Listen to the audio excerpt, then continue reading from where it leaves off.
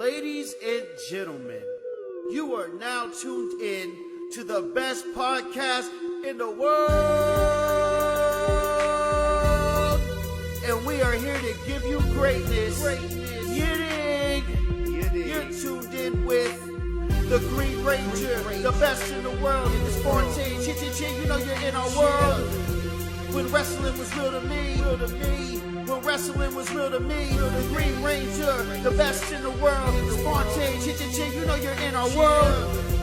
When wrestling was real to me, when wrestling was real to me. Cheer. It's your boy MMA Fontaine holding down for the fans out there that want to be great, and you are now tuned in with When Wrestling Was Real to Me. You know what time it is. We're here doing it for the fans out there that want to be great all day, every day. You know it's your boy MMA Fontaine, cheer, and I'm over here chilling with Shaine, aka the Green Ranger, aka Snakebite, aka Mike the Hitman. Alright. It's your boy, the one and only best in the world, aka Game Boy. Let's go, man. What's going on, fellas? Man, it's been a minute, man. Yeah. Been going on with some things. Hey, what's going on, man to the side? What's good with you? What's going on, everybody? My name is Kamari Shields, aka the Total Package. That might be the first time you hear his name. I promise it won't be the last. Let's get it started. Let's have some fun. Yes, sir. Yes, sir. So let's get straight to it, man. Cause we representing our boy, representing the Hitman, aka Snakebite, man. What's good, man? Let's talk about hey, man. Let's how about I would like to do it like this, Brody. Alright. So cause I'm just gonna throw it on you like this. So pause. That was loose as hell, so I had to correct myself. So nobody's actually prepared how we were going to do this, right? Technically, so this is how I would like to try to do this. Mike, I would like for you to walk us through, first of all, how you feel with everything that played out with the fight from start to finish, or start to the actually walk in, because that ladies and gentlemen, please check out that promo video my brother has with the Bret Hart and him side by side. That John was actually, even though I don't give a fuck about no Bret Hart fans, but that John was fire. That John, I was like, okay, he did that. You gotta check that out. That was fire. But I would like for you to take us from the build up to the actual moment you're walking in to the end fight and the results. And then I'm gonna throw it to my brother to give his opinion about how he feels the epicness was. All right, so where do I start?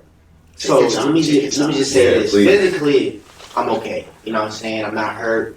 you don't got no Quasimodo eyes. I'm still here. You survived. You know what I'm saying? I survived. And remember we talked about last episode, it didn't happen. So that's cool. Mentally, I'm getting better, man. Leading up to the fight was mentally exhausting. I had a camp that didn't go the way I wanted it to go. Battling just thoughts, you know what I'm saying? I tore my Achilles not even a year ago yet. And I was confident, I was cool, because I was able to move around well. But then when I got there, I started doubting things. I started doubting, like, all right, is my balance going to be good? Is my balance going to be okay? Again, I had a camp that I wish could have been better with my team in regards of training and manager and stuff like that. So, I wasn't myself mentally. And then, it was a moment, I'm just sitting there at the fights, and I got my head down, I'm just staring off into whatever, and I look up, and I see pink and black shirts. People just flexing at me. My bro Greg, Brandon Belcher, Joy, they all, King, you guys show up. And I started to calm down, you know what I mean? And you guys don't know how much I appreciated that, because again, I went through a lot of stuff this camp, and the love that you guys showed, you guys came, dropped a prayer for me. I don't even know. I cried like 3 times, you know what I'm saying? Cause mentally, it's all good. I overcame a lot, man. So you guys really, you know, it's the same. Rick Ross said in the song, you ever feel alone in a room full of friends? You got big dreams, but leaving suspense. And I was feeling alone. I was around people and I felt alone. Then when I saw y'all brought me back. You know what I'm saying? Looking out before the entrance, it was crazy. Just looking out, I had the most people there. The purple and black, it was crazy. And that really calmed me down. I was nervous at first. I'm like, damn, man, just questioning a lot of things. And again, just like you said, walking out the ring, it was fire, man. Just seeing you guys cheer for me, I ain't gonna lie. That really was like, all right, I'm gonna be all right. I'm gonna be okay. So, fight-wise, though, you know, a lot of stuff could have been done different. I feel like on my part in regard to just being a little gun shy. I'm not gonna lie. I started off great with a great jab, and I just felt like, all right, my balance is all the way there. This nigga was bigger and stronger than I thought he was, because again, at the weigh-in, the weight class is 154. So at the weigh-in, I weighed in 4 pounds under. Yeah, I think I was 150. You was 150. So I feel like I'm a natural 147. You know what I'm saying? I think I moved up too high. I moved up a little bit too high for that weight class, and I felt his power early. You know what I mean? So I just like, okay, I gotta switch some stuff up because I don't want it to be like a. I don't want to get put down. Like, you know what I'm saying? So it's just facts, bro. It's just facts. Again, first round, I just was establishing the jab well, and he landed a good shot. It was a hook, and that's when I was like, hold up. That didn't feel too good. So I just had to, you know, I just try to keep it on the jab. And the amateurs, most of my fights I won was just off the point system, just jabbing.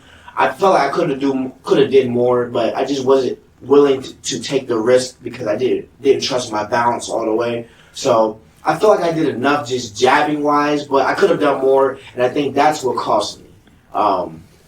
Just my inactivity, just not doing more with the punching. But overall, I'm proud of myself. I'm proud of what I overcame. I'm blessed to have friends like you guys. I wish I could have got the win. That'd have been perfect. And it's funny, the irony is, Bret Hart lost his damn match against Shawn Michaels a day later.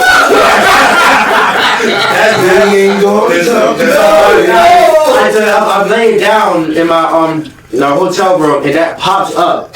Anniversary of the screw job. And I said, ain't this about a bitch? And it was the same ring, it was the same ring entrance. We walked out, the same night we had the jack, and we both, I was I got screwed, like he didn't pause. But I thought I did enough with the jab. But lesson learned, guy I fought with he was a cool guy. He came up to me, he said, yo, it was a split decision, it could have went either way. I would love to rematch with you. I was like, alright, so we're talking about rematch.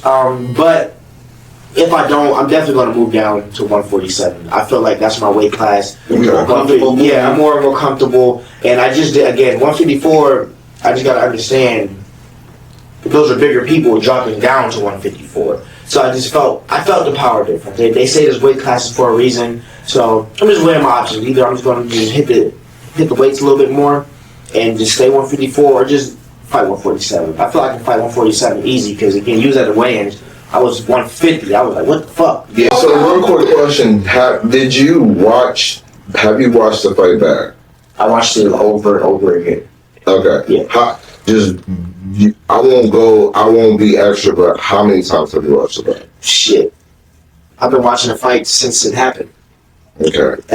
Losing sleep.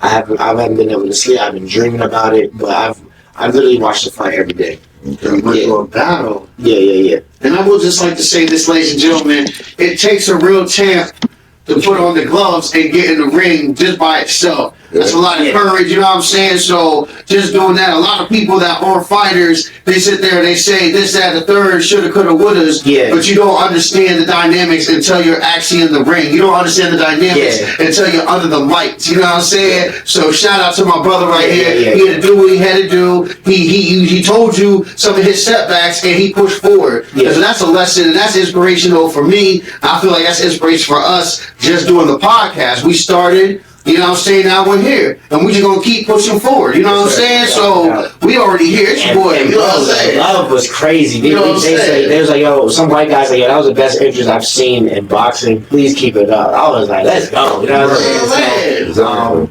and again, it was just love, man. You guys, like, just. It was love, man. It was definitely an epic experience for myself. I can only speak for myself. I say, and it was an epic experience because that was the first time I actually went to a live boxing match. Okay. So to actually see like the amateur fights were actually pretty cool. Yeah. Like checking that out. The kids was getting in. The kids was scrapping. They get busy. Yo, shout out to those kids that were getting busy. Yeah. Because some actually had the heart of a lion and the eye of a tiger when they were throwing them hands. And some were they got caught under the mic. So I definitely want to shout out those kids, man. And my bad. MVJ, shout out MVJ and what's their business? What's their promotion? And their promotional business. They're the one that threw the fight. Greg Pritchett. He was he threw a show, so it was a great event, and I appreciate the love, and I definitely will be back with you guys. Yeah, cheer. Oh, and the food was good there too, man. Yeah, the food. What y'all eat? It was stewed chicken. I had stewed chicken. I had pepper steak. It was basically almost like curry, but it was good. I'm sorry we didn't get y'all names, and that's actually disrespectful on our part. And I actually take ownership on that one. That's on me, but definitely want to shout y'all out. Who was rocking the concession stand at that night at the fight? Was a Girls Club in Newark, Delaware. Yeah, listen, that food was straight fire. Y'all did the damn thing. Y'all definitely gotta do more events, man. It's called Strictly Biz Promotion. So, right. It was a great event. I appreciate it, man. It was love. It was fire how they did it, man. It was definitely lit. So for me, like I said, I would say the only thing where it is one of those things where you watch it. So we watch fights. We've watched fights before. We've watched fights before, and we're like, nigga, why don't you do this? Why don't you do that? So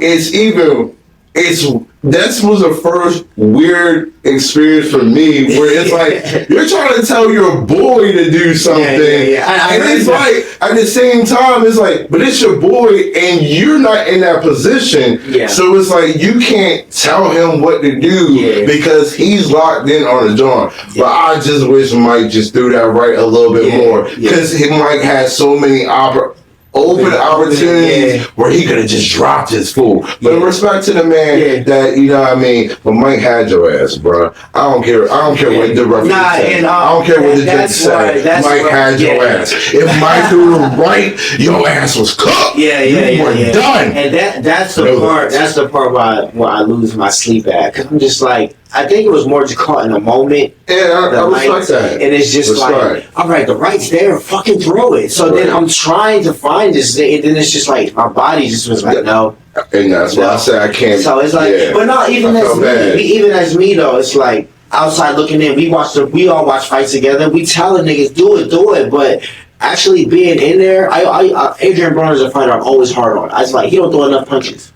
And just being in there and having a taste of that medicine, it was just like, I can't really, you know what I'm saying, be mad at it. I can't really, like, it's just it's a difference between getting in there and actually watching TV and all that shit, but it comes with the sport, though, So, again, I get you guys was saying go to right, and I'm yelling at myself, throw the fucking right, you know what I'm saying, but I just could not find it, and I wasn't willing to take that risk of Hell yeah. Because you might have been on the ground and we didn't want that. I didn't want that. Especially again, but yo, I didn't want you to have that. No. Top 3 moments of my life. I'm not gonna lie. It was epic, man. It feels good to just do something as a kid that you said you wanted to do, and actually go through with it. So that I was in the moment, I'm not gonna lie, especially when y'all chat. I literally heard all of y'all. I heard you. I heard my mom. I heard my brother. I didn't even hear my corner. I heard y'all, and I'm just like, holy fuck, this is really happening. You know what I'm saying? So it was definitely an amazing experience. I'll never forget this, man. And whatever y'all need, Kamari, any of y'all, I'm there. You know what I'm saying? Because that just, again, I was so emotional, dog, because We're family. We're family. That's what happened. Listen, man. I can even speak on it for my thing. So, like Kennan said, this was the first time I've ever been to a live event. Right. So it was definitely good. Definitely like the amateur fights. I even saw a couple of my friends where they're seeing another fight. So it was all good. Mike did an incredible job. I do have a bone to pick with y'all because, like Mike said, everybody's there in their shirts. Yo, No one got me a shirt, and I'm just sitting there as the odd man out. I'm like, damn, they don't love me. No, That's crazy. I dropped the ball because he fought. Kennan did reach out for me for that. I dropped the ball on that because I even have your shirt and left in the goddamn house. Damn. Yeah, so niggas really don't love me. That's crazy. No, but the crazy thing. No. Someone looked out for me, and everyone else was like, "Nah, it's cool." I'm sitting there in shirt. That's crazy. No, bro, Nobody loves me. I was on t-shirt for that. Bro, rap. I didn't even know he was coming. So when they told me he was coming, Wow. So we're just going to act like we didn't have a conversation. We all going up, right? no, Yeah. exactly. But no, I made a list for everyone who Nobody got the loves ticket, me. and I really didn't have your name on there. So I was like, fuck. Because as soon as Kennan told me, I said, fuck. And then that was my conversation with my gosh, I gotta get Kamari's shirt because I didn't know he was coming. If he was able to come or not for the VIP. And that I have your shirt. I just that night I just didn't bring it because I only like him with shirts also. But yeah, It's alright. It's cool. But- Because I saw everybody else walking in like, damn, they got a shirt. Damn, they got a shirt. Yeah. Damn, they got a shirt. damn, that was crazy. Yeah, man. But nah, I appreciate y'all, man. I appreciate y'all. I'm appreciate you telling how you really feel. Nah, it's real. I can't even. Nah, it's When it's real to you. See, I don't even feel like I deserve to hold the belts. You know what I mean? You know what I'm saying? Nobody loves I me. wanted to hold it. Right. My vision That was the plan. this episode was to be Yeah, was to walk in with shit like that. Nah, Mike. At this point, you know you gotta get your own. Then I I know, get right? yours. I'm not gonna I I gotta get mine too. We'll do that a different day. Thank you. Shit. You know what I'm saying? Hey, I'm niggas. We're not going to focus on that. We're going to talk about these current events that's going on. I'm going to let my brother start it off with the current events. What's going on in your world, bro? It's your boy Ant-Man Fontaine. Hold it down with the fans out there. And you know, I'm a little excited, ladies and gentlemen, because we just had WWE Crown Jewel, and Logan Paul actually beat Rey Mysterio for the United States Championship. So you know, it's weird for me just to understand the sole fact that Logan Paul is actually adapting to this wrestling game. I didn't personally think that he was going to be able to do it, but he shut me up. He actually did some pretty exciting things during his matches. Like he's had like 8, and they've all been pretty decent. He's United States champion right now. I want to see maybe a little bit later. He might even be on Fahrenheit 2020. You know what I'm saying? Just a little bit later. What if Logan Paul is a WWE champion? That would be beyond crazy to me, and I can't see it. But now that he got the United States Championship, we can now see Triple H is pushing forward. They're pushing him. You know what I'm saying? I can see it. And then what if his brother came in and they became tag team champions? Like, Dude, no. Normally we love brothers in the industry. The Paul brothers, leave them separate. Look. They was both doing their own thing, and then they both became boxers. They were both doing things together. Then they did their own thing. And my problem with that is his brother does not support his career like Logan does for him. Like, it's a problem. I wouldn't either, though. I mean, Jake. I feel like is better off than Logan. And Logan just needs that does not mean you diss your brother while he's out here working, though. Yeah, Logan's bigger than Jake. Logan's bigger than Jake. Logan's always been bigger than Jake. But Logan Jake. gave Jake his props when he's boxing. But Jake will try to sneak this and like, you're not that great a wrestler. That's the problem. Community. Logan is worldwide. I feel like he's bigger, bro. I feel like he's bigger. Logan's way bigger. I feel like Jake started off as a Disney star, and They both were Vine stars to YouTube stars, But they were on Disney Disney, first. and Jake is the weakest link there. He's the one with the most controversy around him. It's separate, bro. You can't compare both. Like Jake, Don't put them together. Yeah, like I feel like I can see Jake Paul going to like a WrestleMania as like a celebrity to help his brother out, but in regards of winning a belt or competing at that level. Even being part of no WWE, way. Jake, he don't even. The only thing Jake would work as is as a heel because it's already what he's doing. Yeah. Well, yeah, and like a manager or some shit. Like, but in regards of tag team belts winning, nah, I don't see that, bro. What I will say is time will tell. So just timestamp this episode, and if it does happen, I'm gonna be like, remember when you said that it's gonna happen? And I'm gonna be like, boom, boom, boom, boom, boom. Listen, for me, like Kennan said, whispered, I saw that coming. It was predictable. I saw that when he fought the boy Dylan. Dan, when he fought him in that boxing match, literally after that match, he promoted Rey Mysterio. I said he's gonna win the belt. Literally, and it was like, hey, Rey Mysterio. I'm like, he's gonna win the belt. He's gonna win the belt, right? As soon as he gets the promo. But I like Logan Paul, man. I can't even hate on the guy. He reminds me of myself in regards of being fearless and pursuing everything he wants to pursue. He's doing wrestling, he's doing boxing, he's doing a podcast. He got that drink that's like crap. He has that. Whoa, let's not talk about that. that drink right now. That Prime is not. That Prime is nasty. Relax. Prime's under review right now. Stop it. It's not. No, my son. Moving on. That's about Prime. Talk about something else. It's bad for the children. All right. And man, you got a little something on your nose right there. Oh God, no! You got that Prime. I said it's bad for the children. That mess is bad. But listen, they say it has a lot of caffeine. I feel you though. I like Logan Paul. I like what he's doing. I feel like he's gonna be a champ. I can see that. I can see him being a champ one day. Not anytime soon. But if he sticks with it, that's my biggest thing. Yeah, it's consistent. It's him being consistent. Yeah. If he's consistent enough, I definitely see it. He has it. He literally has it, bro. And it just like you say, it just depends on his consistency, and that would determine if he'll be champ. Listen, he said it came out and said he retired from boxing altogether just to focus on WWE. He just came out as well. I mean, he's not really a good boxer to me. You know what I mean? He's not. But like, he's not a really good boxer. And then essentially, what he can get with the WWE, he can't get him. Like, he will get more with WWE than he get with boxing. Yeah. WWE basically works the same way, like when it was on YouTube. This is his platform now. Yeah. And because as a former YouTube star, he knows how to work an audience, this is perfect for him. It's easy. And it looks like they're giving him full control of his career in regards to wrestling. Like, I feel like Triple H is like, yo. I'm sorry, but I'm going to be the bearer of bad news. Now, I do like how he has been going so far. All right, bad news, Barrett. But whatever, his match has been, his outcome's been shitty.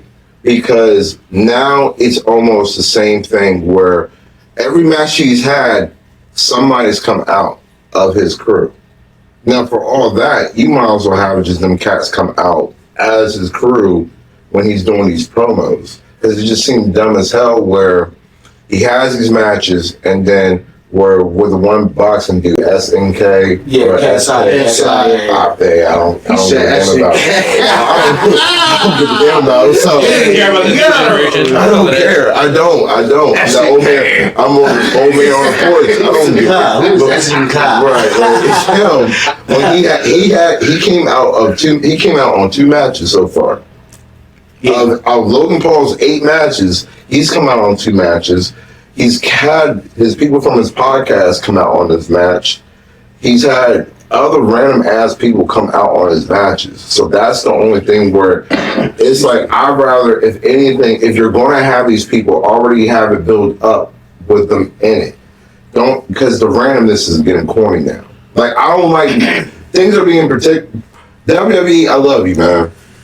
But y'all that whole pay-per-view is predictable. I predicted every match except for Solo and Cena because I just didn't think they were going to let Solo beat the dog shit out of Cena again. My thing is like he did. I saw someone say it was amazing how John Cena helped bring Solo up by letting him do that to him, but I just don't. I don't feel him. So I don't feel him at all. It didn't matter. Like Solo beating Cena was not like it wasn't that like shining moment. Yeah. It would have been like maybe 5 years ago, possibly 3 years ago. It was just like when Austin Theory beat John Cena. Guess what? Nobody gives a damn. It means nothing. Yeah. So with Solo beating Cena, nobody gives a damn. Like, it means nothing. It does. It meant something. I feel like it does. Just a simple fact that John Cena's had a 20-year beef with the bloodline, basically. I mean, I get that, So it's like he's the last one of the bloodline. He went against Rikishi. I get that, He goes against Umaga. Roman's already won, though. I understand, but it's still him and The Rock. It's just he's one of the people that it is good to see. It's not beef no more with The Rock, though. But he's part of the family. He's part of the John Cena's family, had a yes. 20-year beef with that family, so it's good to see Soulja Cold being like the last one, and John Cena still has like he's not letting that beef go. I felt that energy. I don't know, maybe it's just me. I felt that energy. You know what I'm saying? I just don't feel like Solo. He's that guy to. So Sokola, we're gonna talk about him later today. I just don't feel like I'm not feeling Sokola. I don't. We're gonna talk about Sokola later on today. I got you, ladies and gentlemen. All right, so for me, as far as current events, and then I'm gonna have my brother Mike take it home. Yeah. For me, as far as current events, the fact that I said this dude was the greatest heel of all time, and the fact, Oh shit. for me, it kills me where some people, you just gotta go away. I understand that for some people, wrestling is a drug and it's addictive. Like, I mean, we're young, and so we weren't doing this 365 days out the year. The fact that Ric effing Flair signed the AEW Multi-million dude. multi-year deal, meaning like, mind you, Sting's old behind is done in 2024. So what the hell are you gonna do with Ric Flair at AEW, bro? Like, Ric Flair, I love you, bro. Let it go. Like, you've been doing your podcast, and I guess the podcast ain't with your cup of tea, but Flair, like, wrestling's not it. And the fact that AEW grabs you up because they're so desperate fools, and they about to sit up there and do nothing with you besides make you look like an ass pound. And I promise you, he's gonna have a match. Yeah, I mean, I feel you. Trash. I feel you. But you said that you made a key point. He's been doing this for 300 years. That's all he knows. You know what I'm saying? All he knows. It's all he knows. It's like I get the addiction. Can he get the check, please? Not even the check. I don't even think he cares about the check. I think it's just that's what he knows, bro. Sometimes I see people that used to fight, even box or anything, military veterans, they fall in this slump because it's just like they can't do, you know what I mean? That's all they know. All they know is what they know. So you know what I'm saying? Bro. So that's how you get old, when you just sit down and do nothing. That's when your age starts. No. And I feel like that's just like Jordan all of a sudden saying, you know what, he's a little young Thundercats starting to piss me off. Yeah, and the rules are loose I know now. what So you're you know saying. what? Let me go ahead and see if I still got Maybe you it. can come back for the entertainment purpose, like for a promo, be a manager or something. But like you said, wrestling wise, Yes. it's a dub. Like you're gonna hurt yourself. But again, it's hard to tell someone that when that's all they know, because even James fucking Tony, the boxer, he's 100 years old, so he fought yesterday. And I'm just like, why are you still fighting, bro? But again, as a fighter, as a competitor, as an athlete, sometimes that's just how you feel. You feel alive, man. I just think he's just trying to stay alive, because the moment you sit down and do nothing, especially when you're older, that's when you die, bro. That's just how I feel. That's when you die. Bro, when they said, Ric Flair is with AEW, you heard somebody fart in the background. Yeah, Like, yeah. come on, bro. It was When I read that, I just said, Rick, all right. It don't mean nothing. Did it mean something to you? I ain't gonna lie, I'm not a hater. I don't have a problem with him doing what he gotta do, you know what I'm saying? And so like me personally, I get the concern. It's not. I don't think he's hating. It's just like I'm not a hater. I'm not a hater. He can do what he wants to do, and he's old. He's not gonna be able to do nothing, but he's still getting. Right. He's getting a check. What? Okay. You know what I mean? Yeah. He getting a check, so you know what I mean. I'm not mad about it, and he's an icon, and that's how he wants to go out. I'm pretty sure he's had health issues. Yeah. He's getting older. It's like if he wants to go out there and he wants to do his thing, and his name's still gonna push forward, then let him rock. Like it is what it is. Like I don't think it's a problem. I think both. I think both y'all takes. It's like, but like you said, me personally, I feel like that's how people his age stay alive. You sit around, you die, man. You turn old and you die. So maybe he just wanted to feel alive. You know what I'm saying? I don't know. Well, what's going on with your mind since you know? Well, my current event, you know, I'm a huge movie fan. I love movies. I love biopics. And the Iron Claw dropped another trailer. It drops December 22nd. And we in there. We all in there. Because I always been intrigued by the story, the Ron Eric story. There's bad luck, and then it's just their family. Like, Jesus Christ. It's just, I feel like they're cursed, bro. So the movie is just based on triumph and overcoming and breaking generational curses. But it's just like their story, bro, has always caught my attention because it seems like a fucking horror flick. You know what I mean? It's just like bad luck after bad luck. It's just like, nah, these people are cursed, bro. Yeah. Like, It's So, bro. Zac Efron's playing in it. The kid from Shameless is playing in it. I feel like this movie's gonna like get some awards, Joe. Yeah. You know what I mean? Because again, that this is a story you gotta bring to life. You know what Wrestling community is definitely coming out. It's coming out, and again, they keep dropping these trailers, and I'm just like, yo, we in there. So the Iron Claw drops December 22nd, and that's my current event because I'm intrigued. I want to see it. I'm a huge fan of biopics, and of course, we love wrestling. So I just want to see what they're doing with this. I feel like they did their homework on it. Your boy from AEW, the youngin, the champ now. He's MGF. MGF is the dad. Oh, shit. Yeah, he's Vern. What's his name? He Lance. He plays Lance. So it was just the fact that he's in there with that caliber of actors. I'm you know what I mean? I'm for it. I want to see this shit, yo. Yeah, so, but we in there, though. Yeah, definitely. As soon as it drops, we in there. We're going to give our review on it, but that's my current event. I'm really excited for this movie, yo.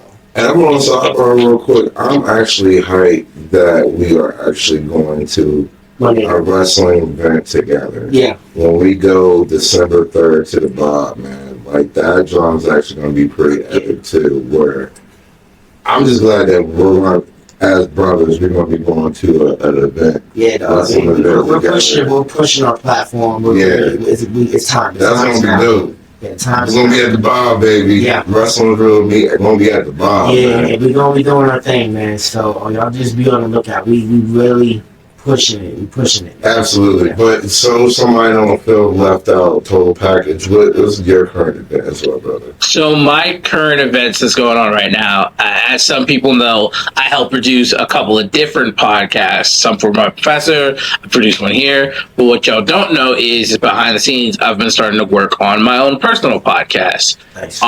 So what we're going to do within the coming weeks, I'm going to have the When Wrestling Was Real to Me crew on for one of the episodes, and I will let everyone know once I put that out. So what's the name of your podcast? So the name of my podcast is called Mare's Marks. My dad was the one who came up with the name, and the reason why it's called that is it's going to be kind of interview based, so some questions are going to be just, asking regular questions, and some of them is just going to be conversational, just because my Baba always said I can speak the King's English, and I have the gift of gab. So now it's time for me to start showing my proficiency in it. So when it's time, I can't wait to have you guys on. I will send everyone the links for it. So just looking forward to that.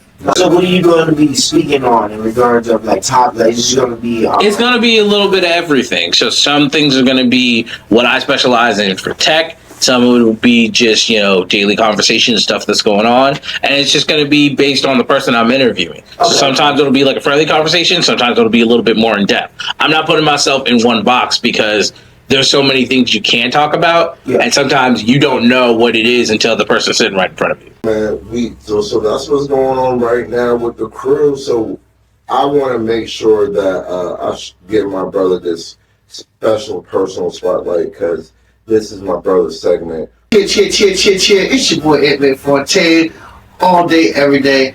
I have a little segment that I want to shout out all the younger generational talents. It's going to be called Fahrenheit 2020. So check this. I basically just want to talk about all the different upcoming wrestlers and wrestlers that started their careers after the year 2020. We all know about The Rock. We all know about Triple H. We all know about Austin, et cetera, et cetera. And we continuously talk about it because that's what wrestling was grown to us. But we also never know the next upcoming future stars. I could sit there and be like, when the Wyatt family dropped, I didn't know what they were going to turn into. I didn't know what The Shield was going to turn into. I didn't know what Daniel Bryan was going to turn into. All these wrestlers had to start somewhere. Shit, I didn't know where John Cena was going to turn into. No one could ever have told me John Cena was going to be John Cena, like what he is, but they all had to start somewhere. So I wanted to take the time to start talking about wrestlers that actually started in 2020, because for what you know, 10 years from now, they could be on top of the game. They could be the next whoever's getting pushed, you know what I'm saying? So I just wanted to start this segment out, and since we were talking about Solo Sikoa, I think he's a perfect person to start with, you know what I'm saying? Solo Sikoa, you know what I mean? Representing the bloodline, cheer, you know what I'm talking about. Shout out to Roman Reigns, you know what I'm saying? Put your fingers in the air, you know what I mean? We don't rock with main event Jey Uso no more. He got the bloodline. But with that being said, Solo Sikoa, he came in there, I think his debut was Halloween Havoc. I think that was in August. That's his debut. He comes out there looking all mean, you know what I'm saying? I think, Grayson Waller and that fool LA Knight were talking trash to each other. He just comes out there. 7 days later, I believe he wins his first title, NXT North American Championship. You know what I mean? That's 7 days. But Shawn Michaels, my boy, he had to sit there and be a little punk, and he took the belt away. And I was mad. I didn't understand it, but there's a reason for the madness, ladies and gentlemen. And of course, they brought Solo Sikoa up. Solo Sikoa has been a prominent member in the bloodline, and he's the Ianoa family bloodline.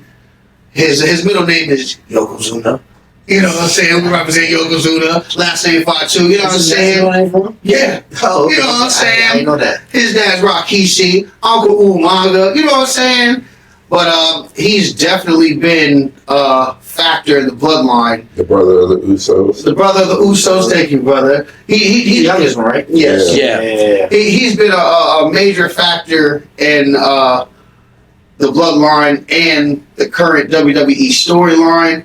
I will say one of the biggest impacts that I will say that he's had with the bloodline is saving Roman Reigns from losing that heavyweight title at WrestleMania. Oh my God! I'll let that WrestleMania go. Yo, listen, listen, dog.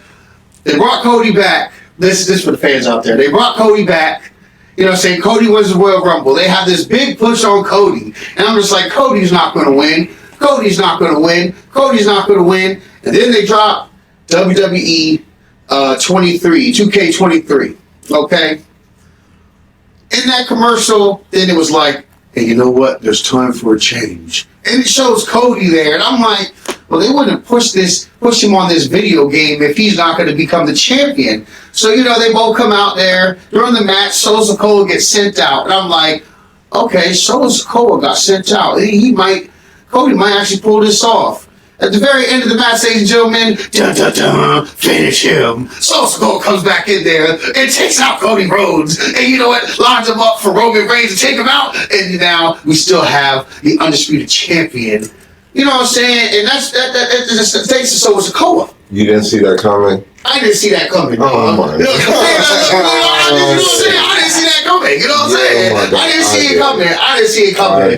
see it coming. But like I said, he literally put the bloodline on his back. You know what I'm saying? If it wasn't for him, Roman Reigns would have lost the title. He's like China. Yo, you know what I'm saying? Yeah, yes. Yeah, that's basically it. Yo, like Rick Rude. Rick Rude, Silent Killer.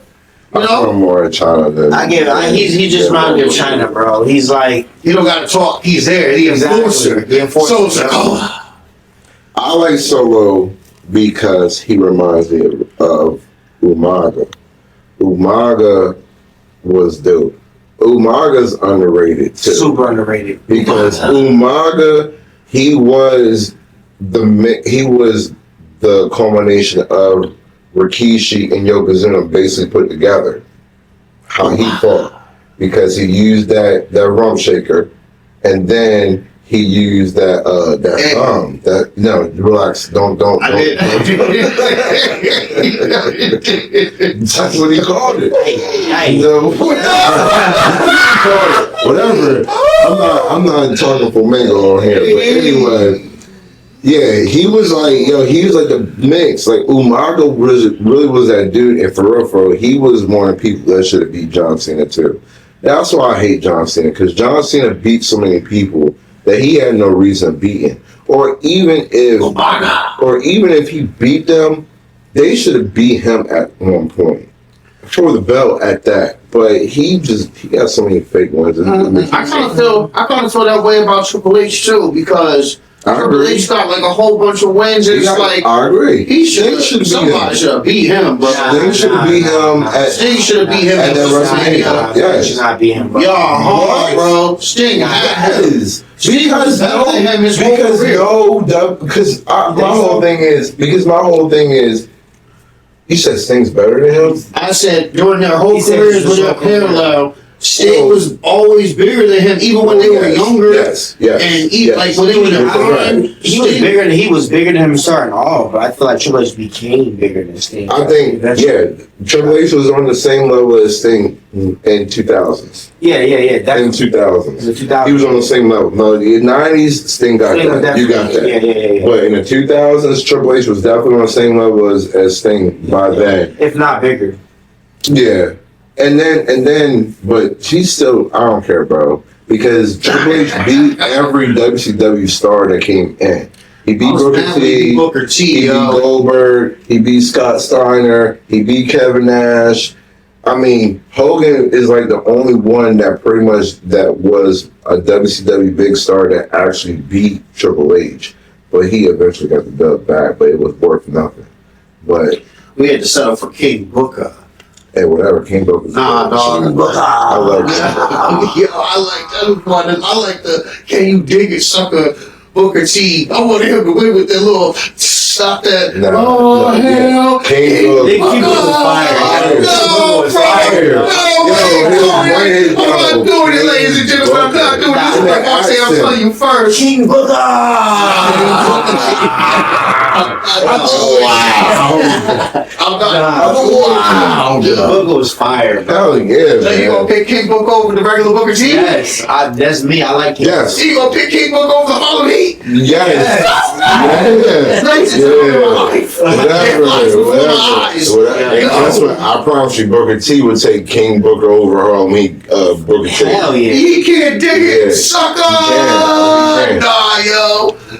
Queen Charmel. Yeah. Man, you King Booker can't. was fire, bro. Oh, yeah. I know I'm not crazy, ladies and gentlemen. This before. But yeah, Try it. So since we're bringing up superstars of WCW, a ring announcer, go ahead and hit us with our segment right here, sir. So, as the best in the world just said, since we're talking about the different superstars of the day, gentlemen, I would like to ask you, who is your favorite superstar from the WCW era? We are going to start with Mike, since, right now is your episode. I don't know why you guys even did it to yourself and asked me who the best WCW superstar was. Nigga, are you serious? Oh my God! You're not in here. You got to squat down. You got to get in there. And that's garbage. That's so dumb. That's so dumb. Watch your mouth. That's so dumb. Hey, That's I don't so care. dumb. I don't care. That's my guy. I'm sticking with my guy. Bret Hart. No. You guys don't have Help me. wrestlers that was able to do that. Wow. To go from one company and go to another company like that and be a man. Bret Hart. You know what I'm saying? Macho Man. Bret Hart. Bret Hart. Outside Dude, Lex I'm going with Luger. Lex Bret. Luger. But they didn't have your guys though. They're Good. not your guys. Shawn Michaels do it? Did Yokozuna do it? Bret Hart. I'm going Bret Hart. Oh, man. watch your mouth, yo. And y'all, I remember one time Bret Hart proved to you guys you gotta work smarter, not harder. He knocked Bill Goldberg out. Knocked him out. He Bill did. Goldberg tried to spare him. What did he do? He did. Smart man. Had the motherfucking the middle knocked his ass out. Man, listen. Bret Hart just proving his greatness, man. He got a championship title in WWE, with the WCW, got one. Well, he wasn't as big as he was in WWE over there. You know, there was some haters that, you know, they didn't really have it for him like that. But I'm going with Bret Hart. I WCW guy. Wherever Bret going, I'm going. So there you have it. Hate all you want. Come on, bring it. I'm waiting. Well, I mean, I will say this, man. Since that is your favorite superstar in WCW, it only makes sense that he technically ended his career in WCW. Because since you want to break up Goldberg, hit him with that spear, don't leave out Goldberg, hit him with that super kick. So good. Yo, So, I mean, hey. you know, that's what happens when you go with unprofessional people. You know what I'm saying? You know, Bill Goldberg was a terrible wrestler, and again, you know, that's the price you pay for working with trash wrestlers. But no. I respect that, man. I remember when when he went to WCW and WCW Thunder came out for PlayStation. That's why I got it. Because Bret Hart was in it. Oh. You know what I'm saying? Jeez, Bret Hart is not garbage. You guys. That game was trash. Bret Hart was in it. And I got it. Oh, man. You ride together, y'all die together. Bad boy for life. Yes, sir. Wherever Bret going, I'm going. And my favorite superstar at WCW. No. All right, then, Brother. Mr. Austin, your pick, please. I'm gonna throw it to my brother, Pauls, and see what he got. Yeah, I got you back real quick. Yeah, let's see what my brother got to say about that. Y'all want to pause for continuity? No. And then grab me one of the things in the book. Go ahead. I'm kind of torn, to be honest with you, brother. I'm torn, because I want to sit here and say Hoover True Guerrero, because I was always rocking Hoovy. I ain't gonna lie, back in the day, I was always rocking Hoover True Guerrero, and that was my boy. But I have to say, as far as like the WCW persona, where they were just like, okay, I'm being just strictly WCW, and they wouldn't go to the NWO, and it was just like that WCW. I gotta say Diamond Dallas Page. I'm not hating. I'm not gonna knock Diamond Dallas Page, bro. And Diamond Dallas Page was doing this thing. And one of my favorite rivalries I actually like was Diamond Dallas Page versus Macho Man Randy Savage. Yeah, the best. That's probably. I don't give a damn about Hogan and Sting like that. For me, for real, Diamond Dallas Page and Macho Man was the best WCW rivalry of all time. And they both had their ladies with them. And what's her face was the Nitro girl. Kimberly. Kimberly was a Nitro girl, and then her down says Page got together, and then Miss Elizabeth was always rocking with. So I like that. I like Don Dallas Page as far as judges strictly WCW. I agree. You know what I'm saying? But like I said, I'm not gonna sit here and act like I ain't gonna represent with the juice. The juice, dog. The juice. It's the juice, And I also honorable mention. I'm being extra now, but I gotta say honorable mention. I gotta say Ultimo Dragon. I was really on Ultimo Dragon too. He was fire at WCW. I was really on Ultimo Dragon. So Ultimo Dragon. Hoovy had the juice. He used to hit you with that 450 slam and the Hoovy driver. He was fire. The 450 splash. I really did like Diamond Dallas Page. I'm not going front. That was actually going to be the one I was actually going to go with at first. Because Diamond Dallas Page was actually pretty fucking dope. Like, I love the fact that because Randy Orton, he does match the RKO, even though it's essentially the same move or whatever. But for me, it's like, Yo, I need to do that real quick. for me, it's like, the fact that he was catching people with the diamond cutters out of nowhere too. Especially the one where he did with Goldberg, when Goldberg was trying to hit him with the Jack Cooper and got him out of nowhere, bro. I love that diamond cutter. It's me. It's DDP. Yeah. And you know it's crazy because back when they did that was one of my favorite characters back in the day when we used to play WCW versus NWO Revenge. When you got the special, you could sit there and you could do the diamond cutter from the turnbuckle. You used to do the running one. You used to pop them up and do the diamond cutter. That's what I was talking about. Revenge. That's what I was talking about. WCW Nitro, I like when you picked them, they had their promos and they would talk. But that's what his would be. He would be like, it's me. It's GGP. He go, ah. He's like, I remember that one. And I hate Nitro I hate Thunder. I ain't gonna lie, I like Nitro, bro. I like Nitro. I ain't gonna sleep on When the Nitro. time they came out, Nitro was fine. I ain't gonna sleep on Nitro, dog. And I like the entrances. I like how they have fireworks. Oh, You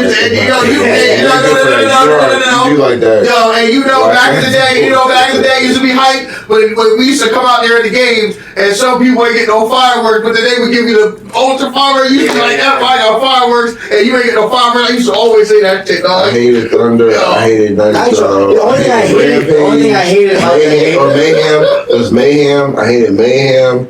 Every WCW game except for World Tour and Revenge were the best ones. The thing that was every other one was Nitro garbage. Was when you could get put in the Scorpion Deathlock and anywhere in the ring is automatic L. Like you could be against the ropes and your hand be right in there. You won't get a rope break or nothing. You automatically lose. Yeah. As soon as you get put in it, I used to know the trash of the ring. The bigger floor, it's an automatic L. So as long as if you put them in that move, the buzz killer, like it's over. It's back in the day when we used to play the WCW Revenge, we used to turn the ropes off. Yeah, They never had no rope break. Nitro, it was no rope break at all. It's just as soon as they put you in the motherfucking move, you lost. You had a tap. It's an automatic tap. And I hated that, Like my dad would put me in the figure four. I'm right on the turnbuckle like this. L. You know what I mean? I like when they used to tap at WCW, they'd be like, But then they would always have them in the move, but then when they tapped out, they would always like pull the move back so it looked like extra devastating. All the way back. Jericho's move just was absolutely treacherous. His move was absolutely treacherous. Yeah, it was Lion Tamer first. Yeah, that was treacherous. So for me, we already brought this man up just because like there was really. I love DDP, so like I'm not going to take my brothers. But the next best thing for me after DDP is the only. The camera went out, so that's what I was saying. Pause. So hold on. Apologize for technical difficulties. Kamari for the save. Yeah. He got his own song. He had Odell Beckham.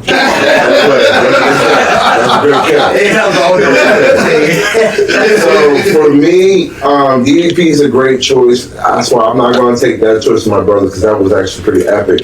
But the next best thing for me is going to go with the five-time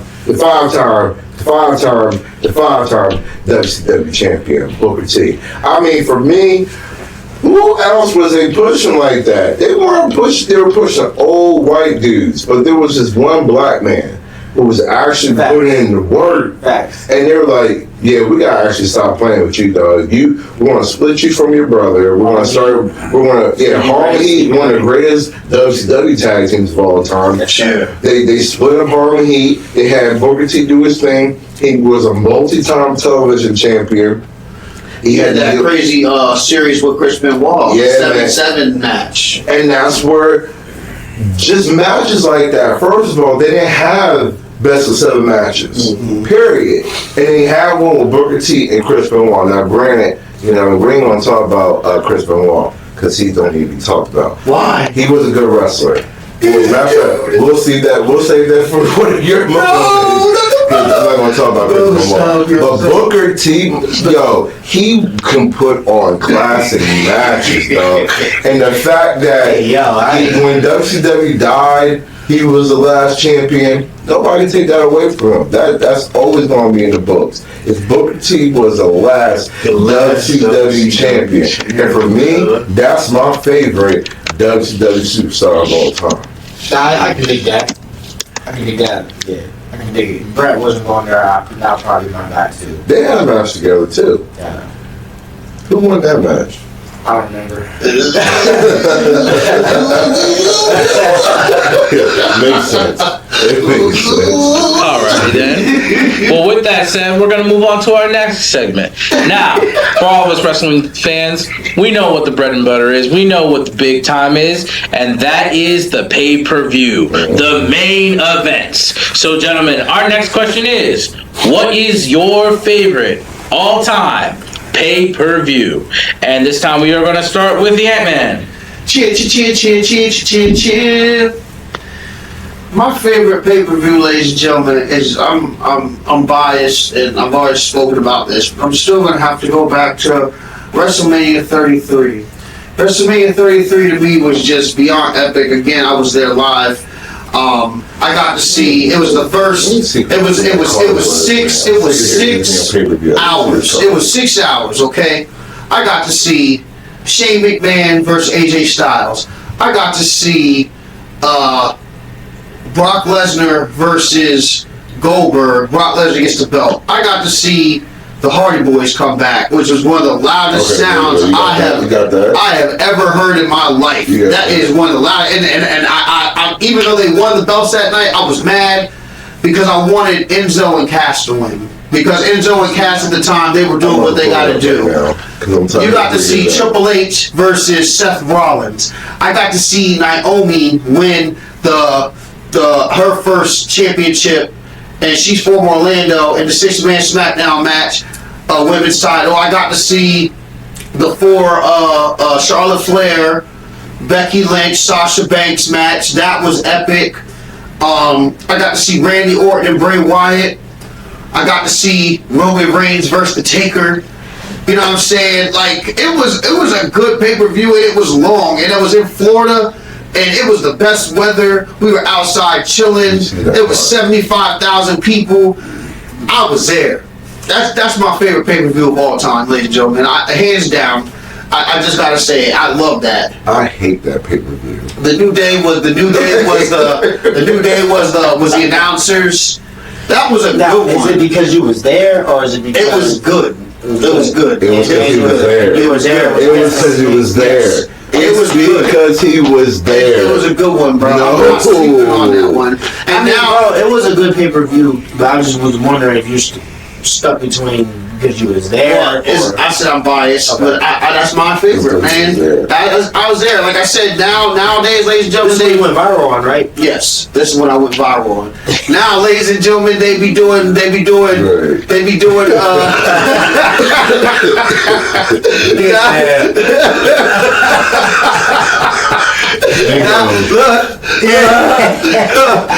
Now, ladies and gentlemen, they split the WrestleManias up into 2 parts now.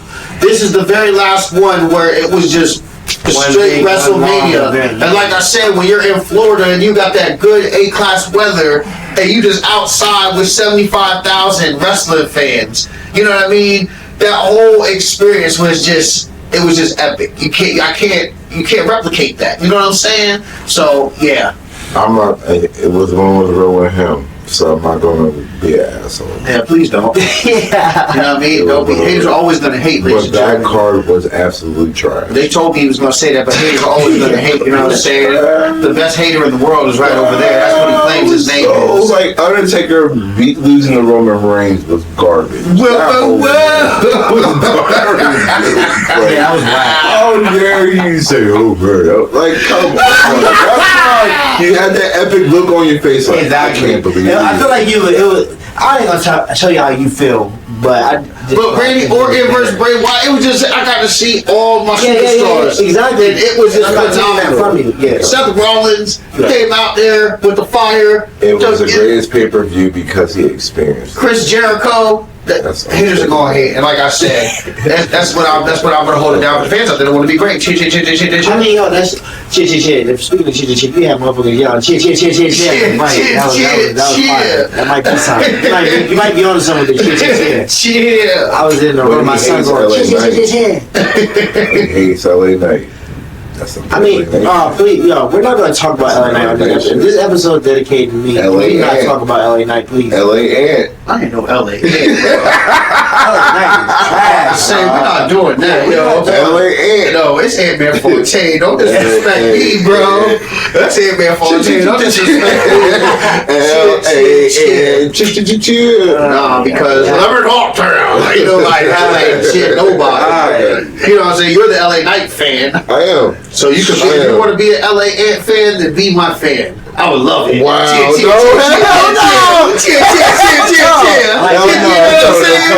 That's what we got. That's what we're gonna do. Exactly. If that's what we're gonna do. Exactly. If that's what we're gonna do, I would love my brother to be my fan. Cheer. You know what I'm saying? You know what I'm saying? As long as y'all heard it, as long as y'all heard it first, you know what I mean? You can't make this up. You heard it. My brother want to be my fan. LA Ant. Say it again. Say it again, brother. Say it again, brother. Despite the fact that I actually have been to a He's a pay-per-view fan. myself. Which one you been to? I went to Survivor Series 2006. Okay. That's when it was King Booker versus Batista. It was Mr. Kennedy versus The Undertaker in the first blood match. They had Team DX versus Team RKO. Oh, I know you was hype. It was like, bro, it was a dope pay-per-view. But that's not my favorite. Okay. My favorite pay-per-view is going to be Ground Zero in Your House, because that was the first ever pay-per-view I've ever ordered in life. Okay. Like, there's been so many pay-per-views I've seen, but when I actually... That was Shawn Michaels Undertaker, right? That was Shawn Michaels Undertaker.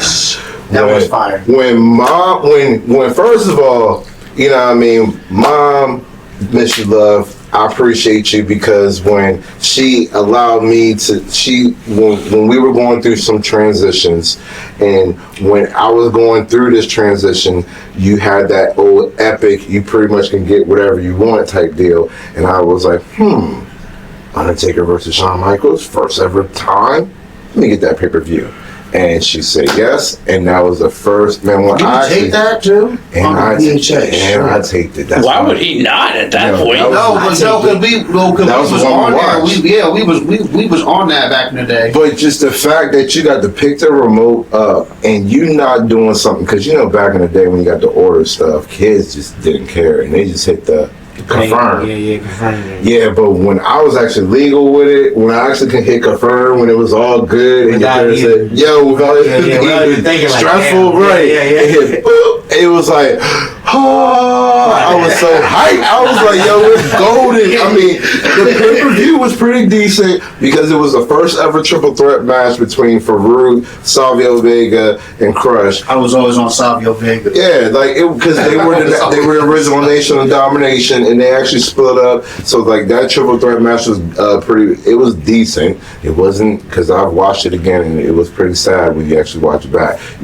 You're just supposed to live in that moment when you first watched it. There's a lot of stuff you supposed to live in that. Yeah, there was a a bag. You'd be like, damn, that shit was kind of the Max Mini match versus El Toro. What was the minis? The midgets. Yeah, the midgets. Well, the small people. Sorry. Yeah, the small people. Yeah, the small people. When they were called that back in the day, so we're going with Mango back in the day. So don't take it into context. Then it was also the the big fatal 4-way tag team match because Stone Cold with his broken neck, he had to give up the belt. Yeah. And that's when he stunned JR, which was now when I seen him stun JR, it offended me. I was like, why? He ain't no wrestler. He didn't do nothing. And he actually cares. He talked about how much he cared about him the whole time. And just to get his always stunner. has Stone Cold back. Just to We care about you. The fans want to see you. And he was like, well, let me tell you about it. And one stunner was like, bro, I can see if he was talking trash. He was talking about he cared about you and he stunned him. Yeah. Right? I was like, I don't like that, Steve. Yo, for no reason. For no reason. I didn't like that. And then it was the good old Patriot versus Bret Hart for the WWE Championship. I actually believed in my heart. Me and my brother believed in our heart that the Patriot was going to beat Bret Hart. Wait. Yeah. So my question. On everything. So was y'all hating on him back then too? Hell yeah. Talking about he was never We never liked Bret Hart. He ain't never been kinfolk. Hell no. He never been no Wait. kinfolk. Never. Y'all really thought the Patriot was gonna beat Bret Hart? Hell yes. Yo, they built him up. No. They built him up to beat Bret Hart. Dog, yo. Bret Hart. The ain't promos no were like, kinfolk, yo. dog. Bret Hart is trash. He was supposed to win this You belt. don't like Bret Hart, so I'm calling him trash, bro. He He's trash. trash. You know what? Trust You know me, what? man. I know who I do like. I like HBK. I know that he's the one that beat him. So that's We're what talking about the Patriot versus Bret Hart. Man, he should have beat him. He should I have thought he was going to beat They him. cheated. And then when... Y'all really thought they was gonna give the Patriot the WWF title? Yo, that man Bret Hart should have lost. They had so much heat. You know what? This needs to be said, Joe. This needs to be said ASAP. Bret Hart was getting help like Roman Reigns gets help. And that's all I'm going to say. That freaking Hart Foundation, they cheated for that man, and he was trash. So, time out. Get him. So you just said, just like Roman Reigns, you like Roman Reigns, right? No, I said he got help from. You like Roman Reigns, right? So what are you talking about? I don't like Bret Hart. Okay, you see you're being biased though, because I'm Roman Reigns honest. gets help every fucking time. Shawn Michaels got help every fucking time. Don't do that. We're not doing that. We're not doing that. His DX era, yes. We're not doing But that. when he first won the belt, when he beat Bret Hart at WrestleMania 12, no, he won the matches on his own. We're not doing that. Okay, I'll give y'all that And one. Roman Reigns did the same thing by himself too, as well, and he has wins by himself, So does Bret Hart. but not like that. Bret Hart has wins by himself too. Not more than Roman Reigns. Man, fuck Bret Hart. Not more than Shawn Michaels. Anyways, you done with your pay-per-view? Yeah, man, I'm done with my pay-per-view, man. Ground Zero was epic in your house. My favorite pay-per-view, I love Shawn Michaels and DX, so that's, don't get it twisted. I'm still a Bret guy, but and since we're talking about Ground Zero, my favorite pay-per-view was the last In Your House Ground Zero, D-Generation X In Your House. They didn't do no more after that. It was, to me, just all the fights. Stone Cold versus The Rock for the Intercontinental title. That was pretty much the start of their historic feud. That match was crazy. They on a pickup truck. They was going at it, bro. And that's when I really started. The Rock really started growing on me as like, yeah, he's the future. Sergeant Slaughter came out of retirement, fought Triple H in the strap match. That was a good fight. And of course, Ken Shamrock, Shawn Michaels. Shamrock won that fight by disqualification, but Shawn Michaels he didn't win. But Shawn Michaels was able to bring the belt home. But to me personally, that was a pay-per-view again, just like how you ordered it. Me and my dad, we woke up because I was in Japan. I don't know what time y'all watch our pay-per-views. Well, our pay-per-views came on in the morning.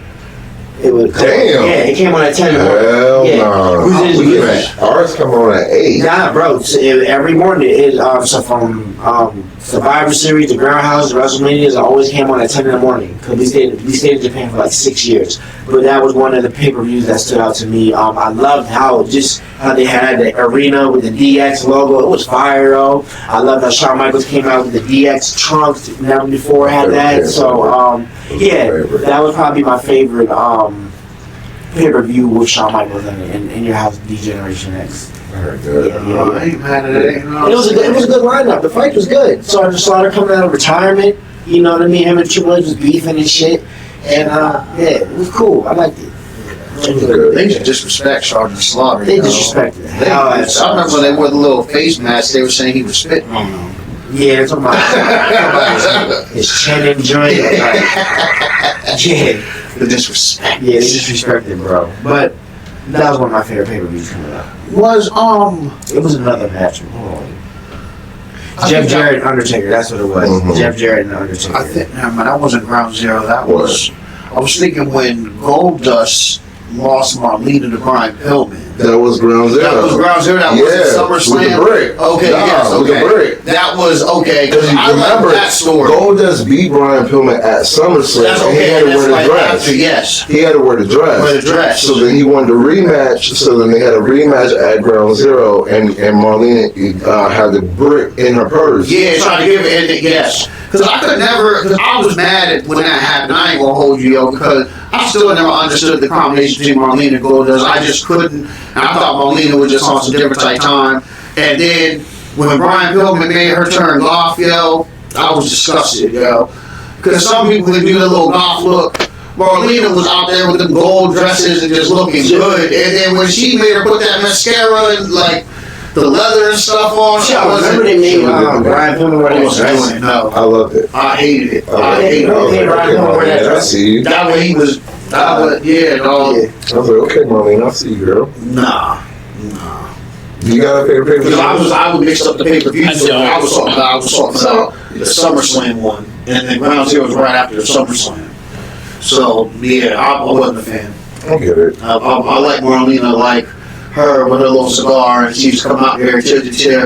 And when Brian Pillman got a hold of her, it destroyed my heart. He turned her out. No, she just looked a mess. If anything, for She looked the fact suspect. for what you asked me, Kenan, if anything, the one pay-per-view that I remember definitively, I forget which year Money in the Bank it was, but I know it was when Randy won as Mr. Money in the Bank. And I only remember that pay-per-view specifically because you and I went to Buffalo Wild Wings and we watched that fight. You're right. They showed the match Wow. Yes. Yeah, So that's the reason why sometimes we'll go to Buffalo Wild Wings because they'll show all different types of fights. I remember that pay-per-view specifically because we came there at the start of the event and we watched the whole way through. And my mom was trying to get on me that night like, why are you getting home so late? I was like, we went to go watch a match. Why'd you watch it here? It's a pay-per-view and that wasn't how you pay that because my dad was on that bill. They were not dropping $70 on the pay-per-view. But yeah, we definitely went to Buffalo Wild Wings. I remember that. Oh man. I did not know that. Wild Wings did that. Yeah, Buffalo Wild Wings. That's why a lot of people, when those are happening for all the different fight nights, they'll go to Buffalo Wild Wings. Because why? You can eat, some of them you have drinks, and you watch all the different fights at the same time. Pretty much. Yeah, man. Shout out to Buffalo Wild Wings when they used to be epic. I know, they're doing that shit no more. Alright, man, well. On that note, we have reached our segment, which everybody loves, Yeah, man. Memory Lane. First thing before we get into that, everyone, please in the comments, let us know who was your favorite WCW superstar and what is your favorite all-time pay-per-view. We would love to hear them and maybe talk about them next episode. Absolutely. Yes, sir. Absolutely. Well, so I would love for the announcer to go ahead and start off with his memory lane first. Okay. So, my memory lane. Let me think. I can speak to this. So, when I was younger, because, the family we're in, there was one game that Kenan had taught myself and my cousins how to play when we had the PS2, and it was 2007's Monday Night Raw vs. SmackDown. I remember playing that game, and I remember getting whooped because back then I wasn't the best gamer, and I understood the controls, but because it was him and Dirty Brown, I didn't do the best, but I do remember playing that one fondly, so much so that years later when we had WWE 2K13 on the Xbox, we had played a match, and I beat him, and I was so happy. Don't look at me. because I beat him, and because he used Triple H, and I was using. I want to say I either used CM Punk or I used John Cena. It was one of the two, but I remember winning that match, and he was hot. Cena. That's why. It was Cena. I remember. It was Cena. Hey, that was SmackDown, right? No. So he taught us on Raw versus SmackDown, but 2K13 was when I beat him like officially. Okay. Oh my God! Now he's just putting 20 on 10 how he beat me. He just beat me. 1, 2, 3. Hey, if you lost, man. That's fine. It's fine. I want to talk, like, I remember the SmackDown game, my cousin came over, he brought it, he thought he was hot shit. So he came over to play with us. Yo, bro, I had Brock Lesnar. I kept F5ing him off the Hell in a Cell. He would come away from up the Hell in a Cell. I have my finishers lined up. So every time he came up there, I would boom, just F5 him off the cage. He got so mad. He was like, yo, stop doing that shit, bro. I just kept doing it. So he was completely like unconscious. I kept on F5ing him. He gets mad and takes the whole game with him home and shit. So I'm like, yo. That reminded me of that. Like, you're a sore loser, bro. But Josh, you watching this, you little bitch nigga for that, bro. You go back to that, bro. Take your F5s like a man, alright? Take your F5s like a man. You go take the game and I'll beat you up. That's crazy, bro. That's crazy. I ain't trying to throw that in there. Yo. I remember playing games back in the day. You know what I'm saying? One of the games that we used to play back in the day. We used to get down on that WrestleMania 2000, and we used to create our characters. We had our move lists and stuff. And there was this one particular fighter I had, and I was saying I named him Nightwing, and he was just a problem. He was dominant. You named him that? Did you spell it with the K or with the N? With the N. Because he got destroyed by this man. You know what I'm saying? He got some wins, but he got beat. You know what I'm saying? Keenan took some L's. You know what I'm saying? He used to come out there. I had the fireworks too. You know what I'm saying? So when he came out there, the fireworks came up. Boom, boom, bam, bam. You know what time it is. I was always big on the fireworks. So in WrestleMania, well, first of all, in WrestleMania, clearly you named him after the DC character. We're not even going to slide that. We didn't do that. You know. No, he actually named him. That's what he named him. Yeah. We came up with our known names. We didn't change our own outfits. Everything. It was always us. I hated how my brother wrestled in these games because in these games, all you had to do was certain moves to the person's body. As far as like if you go towards the back, if you towards the legs, or you mess up the arms, whatever. And then when the finishing move came on and you did the finishing move, it was going to be because your body had fatigue at that point. Yeah, and like his characters will always be based off of whatever his finishing move is. He builds his moves. He builds all the moves based off of his finishing move. That's trash. Like that's trash. No. I have to claim that. I'm definitely a move stacker. I stack them joints right in my pocket. You know what I'm saying? If my special hurts your back, you get hit with the suplex. You get hit with this. You get hit with this. And then if I do the special, your back's destroyed. Yes, sir. So what I loved about the WrestleMania 2000 is the fact when you had to create your own belts, and not only that you got to create your own belts, but it had history behind it. Like, that's the one thing that I hate, the fact that none of the new games have it. Because that hit, like, that was so dope where we got to see when a cat got the belt on October 12, 2000, whatever. Yeah. And then, like, we played that game so long, so you got to actually legit see how many times Nightwing lost the belt. You got to see how many times Game was won. It kept records of everything, and that's what made that game. Like, I'm sorry, like Revenge was dope. No Mercy was fire, but WrestleMania 2000 will always be my favorite wrestling game out of all the games just We never got because sick of of that. that game, hell. Never. It's crazy how like you Never. know a game's on now, Never. and you might play for a little bit. You might be like, yo, I'm getting tired of this game. You try to go to another one. You didn't Attitude get was sick of similar. that. Attitude was similar to that. You could create your own pay-per-views. You could create your own arena. You could create your. I believe it was a belt too, if I'm not mistaken. The entrance. Entrance. It was entrance. Yeah. Because he had an entrance where his dude was like X-Pac, where he'd be like, make some noise! But then like Undertaker's little torches used to come up and just light up. Yeah. And he had the torches, but it would have the X-Pac music I in the had background. Chris Jericho's entrance with this one song. It was like a custom made song like, I got my eye on you. I remember the ones I used to use for the 2K13. My walkout entrance was Batista's thing where he goes like this, but the song I used was RVD's One of a Kind. That is the song I think of when I think of wrestling. One kind of one of those songs. What's your memory lane? You know, I want to talk about when I went to WWE Extreme Rules a few years back. And I just want to talk about this one because I never thought that I would ever see a wrestling event live where you actually got to see the wrestlers outside of the arena. And it was against Braun Strowman and Bobby Lashley. And it was crazy, ladies and gentlemen. It was an anywhere in the arena match. In my section, they started fighting. They started walking up towards the crowd. And I was just like, they're walking kind of close to me. Okay. So I had seen them just like walk up a little bit more.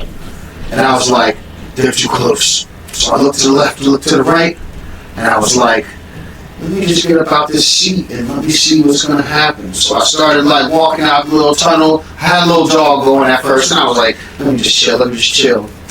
Before you knew it, ladies and gentlemen, I had the zombie apocalypse behind me. Everybody was running, and I was scared. And I was like, oh my God. Then I started running, you know what I'm saying? But then I was right there, and then on the outside, in the pay-per-view live, I got to witness Bobby Lashley and Braun Strowman beating each other up, and I was right there. Yes, and I never thought I would see that ever in my life. Not only I'm in a live WWE event, not only I'm in the pay-per-view, but then they're fighting on the outside and I'm right next to it. Ladies and gentlemen, I never felt so tiny in my life. Because Braun Strowman and Bobby Lashley are humongous individuals, bro, and I was like, I'm small, but it was just too big, you know what I'm saying? That good job real quick. Out of the video you said, I was cracking up because all you hear in the background is you going, oh my God! Oh my God!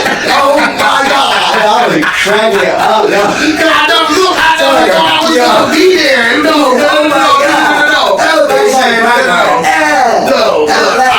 Look, ladies and gentlemen, I know I said that before I say it. I just know I never thought I was going to be in that predicament ever in my life. And it took me 30 years to get there, but it happened. That's all I'm going to say. 30 years it took me to do that, but I was there. I see all the people back. I was so jealous. You be watching a wrestling pay-per-view, and then there's people they fight on the outside. There's people just there. Like, why couldn't I be there?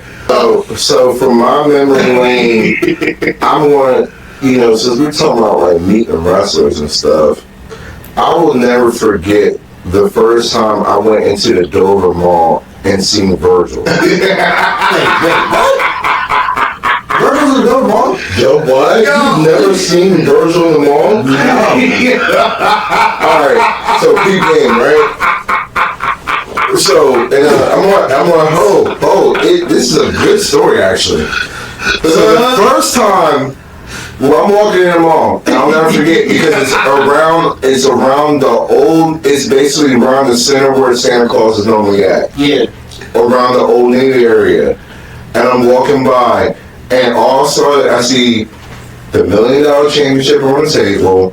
I see this motherfucker with a VHS video popping off right now because apparently he rolls with that little TV where he makes sure you see his matches against the $1 Million Man. He got those photos on repeat. And then he got all his little pictures, and I seen Virgil there, and I was just like, oh my, It's Virgil. We're talking about NWO. We're talking about Vincent. Yo, we're talking right. When he was Vincent and when he was part of the NWO, he was Virgil. He was $1 million man, Spunky. Oh my God, it's Virgil.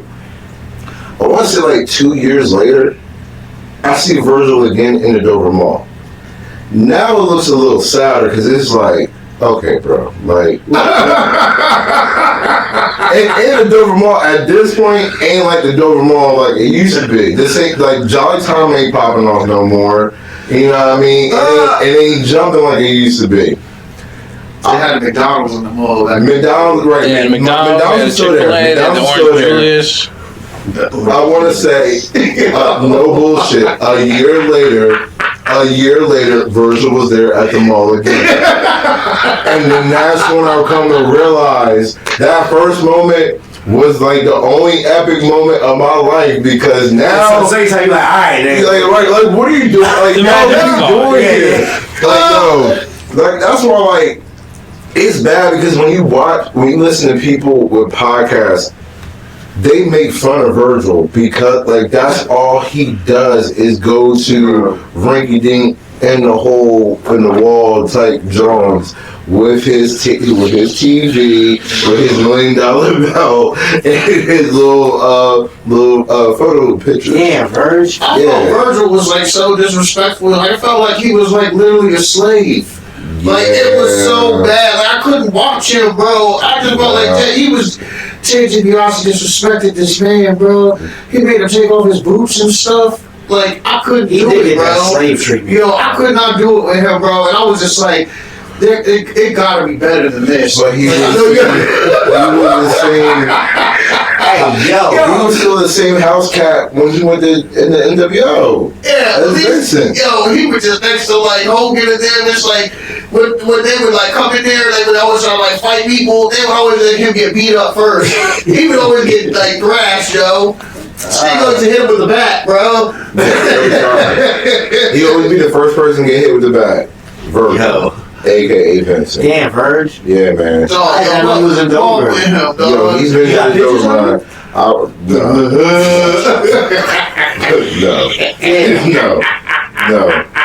And Virgil, and the dumb part is, hell no. I forgot he did actually have Polaroids.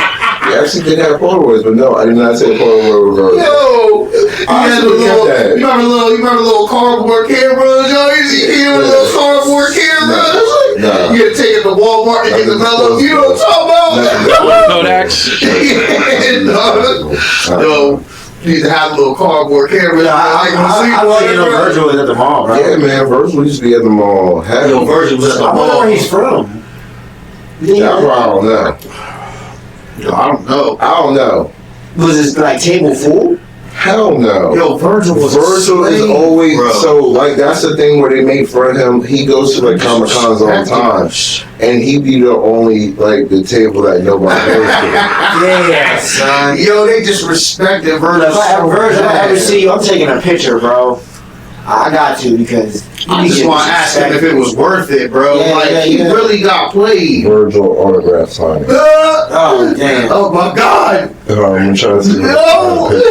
It's gonna show a long line, and it's gonna be next to his table. It's not even gonna be his table. Yo, why did Virgil get disrespected, yo? Because he was, man. Yo, Virgil got While I'm pulling up a picture of Virgil, Mike, what's your memory, man? Yo, why you a slave? I remember Lane since we, coming off, my boxing event, my boxing match.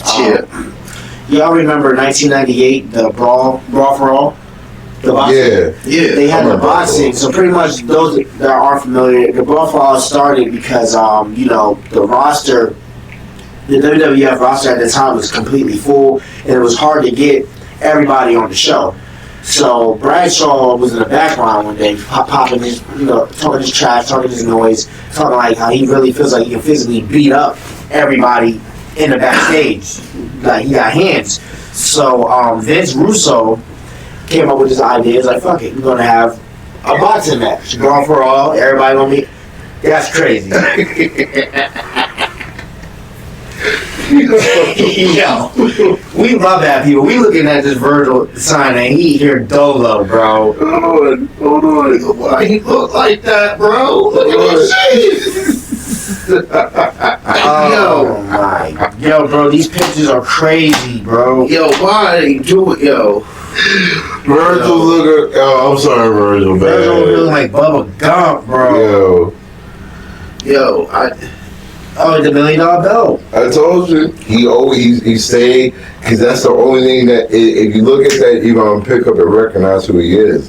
Without that belt. Damn, Virg. Don't worry, you'll be able to see it in post. Yo, yo, man, he was a slave to Ted DiBiase, bro. Yeah, man. Damn. My bad. But nah, that's wild. But anyways, the Brawl for All boxing, it was created by Vince Russo, pretty much allowing the fighters who weren't getting a lot of airtime to box it out. You know what I mean? The rules were you could win by submission, but mainly they had the gloves and it was throwing hands. And so they threw a tournament, and the winner wins $50,000.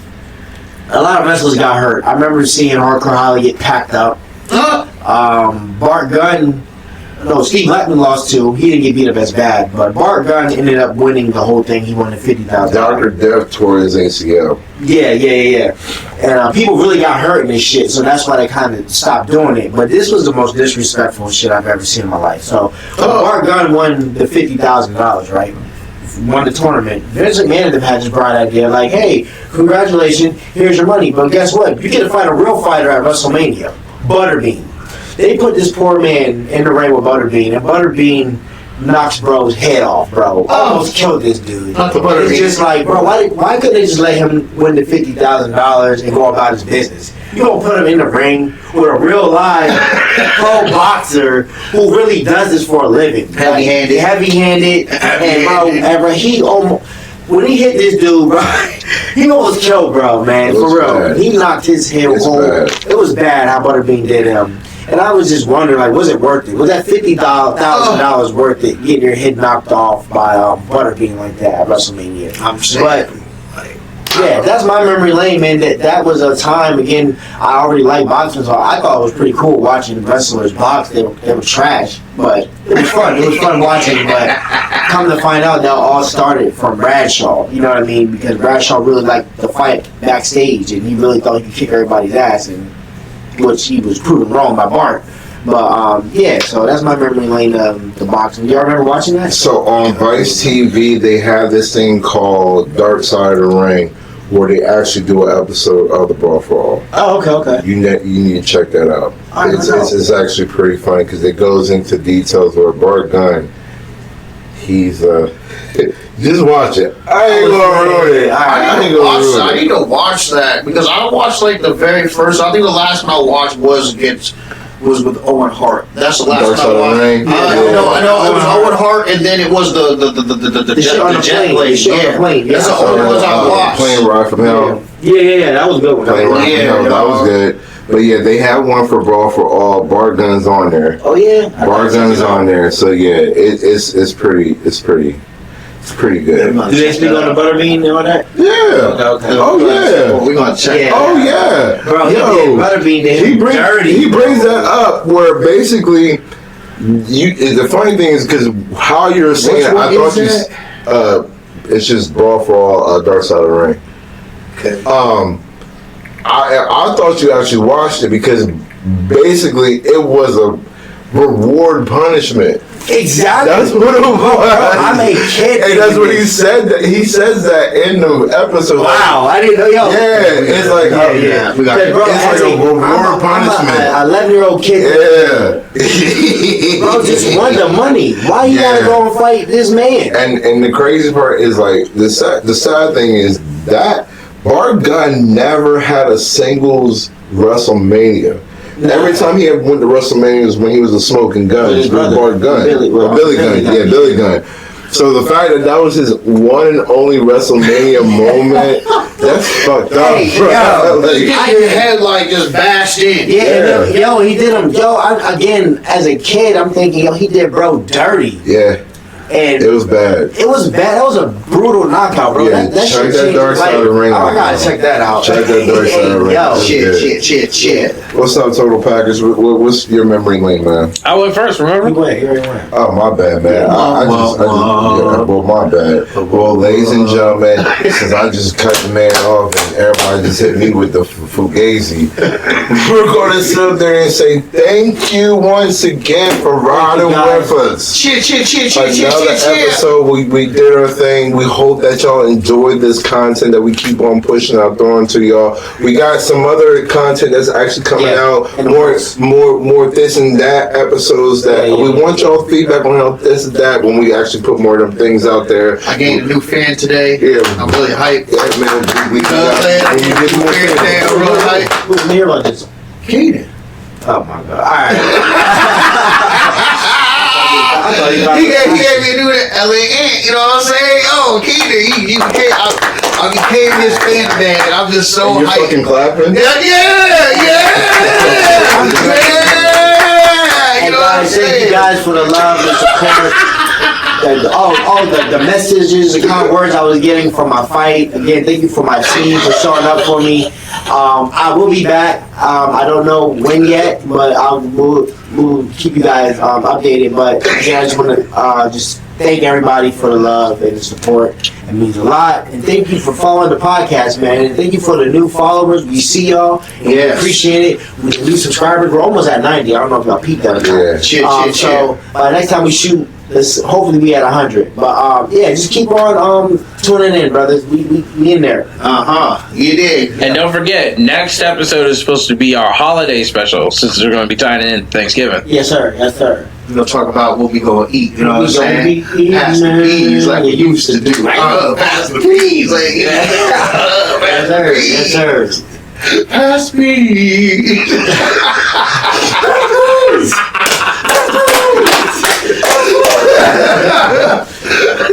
Anything else, brother? Nah, yeah, I'm all good, you know what I'm saying? Shout out to everybody who wrestles real to me, you know what I'm saying? We over here doing it for the fans that want to be great. We got this. Always shout out the fans out there, you know what I'm saying? Right, you know what I'm saying? Maybe one day I'll be able to hold these belts. Yeah, you know? man. Pass Very out at times. We'll definitely make sure we keep y'all informed when it comes to Mike's next fight. We'll keep y'all informed when it comes to the Kamari's next episode or debut episode when it comes to this podcast. I might have something in the works. I doubt it. But I'm on trying to be special. I have my own thing going on. I'm good for motherfuckers talking crazy. They're talking reckless to me. So I might have a new podcast coming out sooner than later. But anyway, it's all love. We appreciate y'all. We want to thank y'all for rocking out with us. And as always, we have 2 words for you. See ya. Cheer. Yes, sir. Peace out.